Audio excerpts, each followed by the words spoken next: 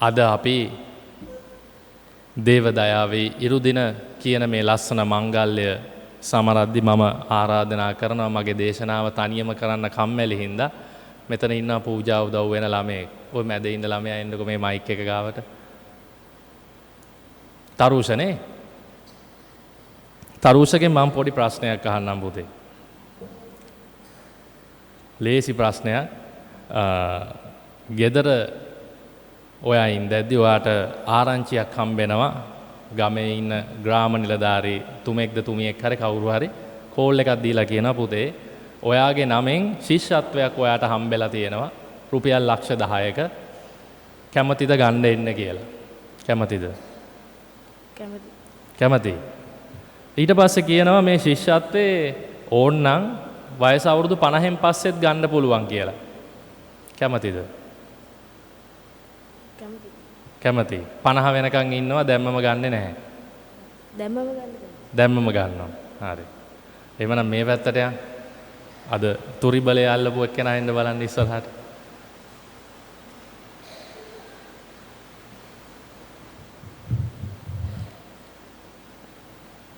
ඔයාටත් තියෙන මේ වගේ තව ලේසි ප්‍රශ්නයක්. දැන් මෙතනින් යද්දී අර ඉස්සරහා ඉන්න අංකල් කෙනෙක් ඔයාට දෙනවා කූපන් එකක්. අපි හිතමු මේ හරිය ප්‍රසිද්ධ මොකක් හරි ඇඳුම් කඩයක්. මොනවාද මේ පැත්තේ තියෙන හොඳ ඇඳුම් කඩයක් කියන්න බලන්න. කූල් ප්ලැනට් එක. හරි ඒක කියමුකෝ. දැන් ඒකේ වවුචර් 10ක් විතර අරගෙන දෙනවා රුපියල් 50000ක වගේ. පුතේ ඔයා කැමති දෙයක් ගන්න කියලා. ඔයා ගන්නවද? හම්බුනොත් ගන්නවා. හම්බුනොත් ගන්නවා. ඊට පස්සේ කියනවා මේ වවුචරේ කල්ලිකුත් වෙන්න තියෙන්නේ ඔයාට අවුරුදු 40ක් ගියයින් පස්සේ. දැම්ම ගන්නවද නැත්නම් පස්සේ ඇවිල්ලා ගන්නවද කියලා ඔයා හිතන්නේ? පස්සේ ගන්නවා. දැම්මම ගන්නෙ නැහැ. අවුරුදු 40 පැන්නාම රුපියල් 50000 වවුචරේ අරගෙන ගන්නවා. බොහොම ස්තුතියි. ළමයි දෙන්න හොඳට උත්තර දුන්නා. ආදරණීය සහෝදර සහෝදරියනි දෙවියන් වහන්සේගේ දයාව කියන දේත් මේ වවුචරයකට නැත්තම් මේ වගේ හම්බෙන ඕනම නොමිලේ දෙයකට සමානයි. අපි මොන තරාතිරමක හිටියත් මේ කොල්ල නම් 50 පැනලත් ගන්නවා කිව්වා. නමුත් මොන තරාතිරමක හිටියත් අපි කොච්චර පව්කාරයෝ වුණත් අපි මොන තත්වයක හිටියත් දෙවියන් වහන්සේව ඇදහෙව්වත් නැත්තත් මේ දයාව කියන දේ ඉබේම ගලනවා. ඒක හරියට අම්මා කෙනෙක්ගේ ආදරය වගේ. මම දැකලා තියෙන මාත් එක්ක ඉන්න අම්මා මම ස්වාමි වුණත් මම ගෙදර ගියත් ඒ ආදරේ ඒ විදිහටම තියෙනවා. කිසිම වෙනසක් වෙන්නේ නැහැ. එතනද මම ගෙදරට අඩිය තිබ්බහම එතන බලන්නේ මේ මගේ ස්වාමි පුතා එහෙම කියලා බලන්නේ නැහැ. එක්කෝ ගිහිල්ලා අතු ගන්න කියන එක වෙනම කතාවක්. නමුත් දෙන්න පුළුවන් දේ උපරිම දෙනවා. ඒක තමයි ඕගොල්ලන්ගේ ගෙවල් වල ඕගොල්ලන්ගේ අම්මලාගෙන් තාත්තලාගෙන් වැඩිහිටියන්ගෙන් ඕගොල්ලන්ට හම්බෙන්නේ. එහෙමනම් ඒ දෙමව්පියෝ එච්චර ආදරේ නම් දෙවියන් වහන්සේගේ දයාව තියෙන මේ ආදරණීය තාත්තා අපිට කොච්චර ආදරේද කියලා අද පළවෙනි කියවීමේදී කියනවා. පේදුරුගේ හෙවණැල්ලට දෙවියන් වහන්සේ ආදරය කරලා ආශිර්වාද කරලා පළවෙනි කියවීම නිකන් ගණන් ගන්න නැති කියවීමක් නේ. නමුත් මේ කියවීමේ ලස්සනට කියනවා මිනිස්සුන්ට ආශිර්වාදයක් වෙන්න ස්වාමින් වහන්සේ පේදුරුගේ හෙවණැල්ලත් පාවිච්චි කරනවා. ඒ හෙවණැල්ල වදිද්දී ඒ හෙවණැල්ල වැඩිගෙන යන ලෙඩුන් පවා සුව වෙනවා. විශ්වාසය මත. ඊට පස්සේ මෙන්න නැවත වාරයක් පෙන්නනවා අපි අහන්න ආස අපි අහලා තියෙන සුපුරුදු සුවිශේෂයක්. තෝමස් ගාවට ස්වාමින් වහන්සේ එන්න උන්වහන්සේ උත්සාහ කරනවා. පළවෙනි පාර ඉන්නවා මිනිස්සයා නැහැ. දෙවෙනි පාර උන්වහන්සේ හොයාගෙන එනවා. ඒ ආවහම උන්වහන්සේ කොහොම හරි තෝමස්ව තමන්ගේ පැත්තට ගන්න උත්සාහ කරනවා.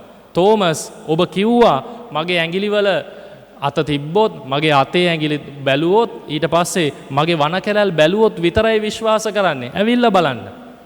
කියන්න ඕනද? මේ බලපන් මං ඉන්නවා දැන් ගිහිල්ලා විශ්වාස කරහන් කියලා කියන්න පුළුවන් වුණු දෙවියන් වහන්සේ කියනවා ඇවිල්ලා අල්ලලා බලන්න කමක් නැහැ. බලන්න එහා පැත්තෙන් අපිට ගිය සතියේ ඇහුණා මරිය මග්දලේනා මාව අල්ලන්න එපා. එච්චර ආදරය කරන කෙනාට මාව අල්ලන්න එපා කියලා හේතුවක් මත මෙන්න කියනවා තෝමස්ට ඇවිල්ලා මාව අල්ලලා විශ්වාස කරන්න. ඒ තරම් දයාවක් උන්වහන්සේ අපි හැමෝටම දක්වනවා. අපි ගිය සතියේ ශුද්ධ වූ සතියේ මෙනෙහි කරා. ගිය සතියේ නෙමෙයි ඊට එපිට සතියේ මෙනෙහි කරා. කොහොමද ජුදාස්ට පවා උන්වහන්සේ අවස්ථාවක් දෙනවා. මේ ඔබද මම දන්නවා මේ ඔබයි කරන්නටත් යන්නේ කියලා. ඔබට මම තව අවස්ථාවක් දෙනවා. තව අවස්ථාවක් දෙනවා. පේදුරුට කියනවා ඔබ මාව පාවා දෙනවා.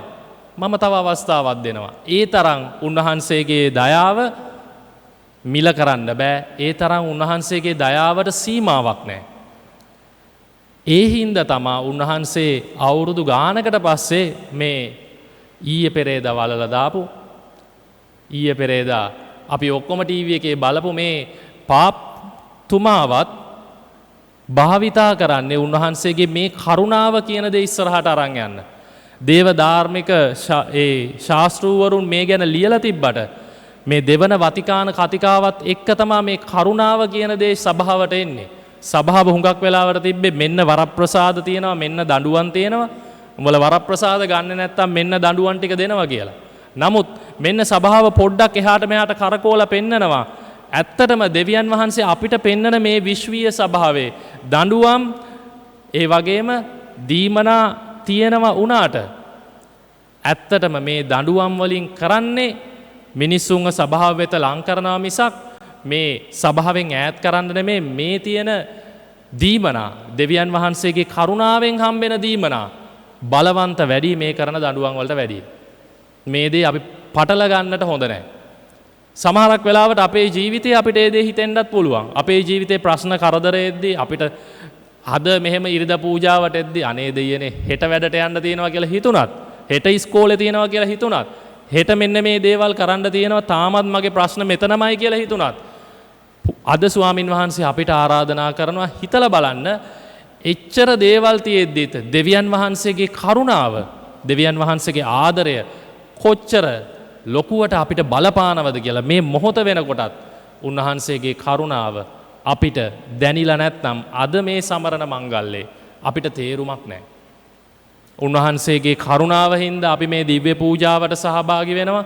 උන්වහන්සේගේ කරුණාව හින්දා උන්වහන්සේව ලබා ගන්න බැරි අපිට උන්වහන්සේ ලබා ගන්නට හැකි වෙනවා.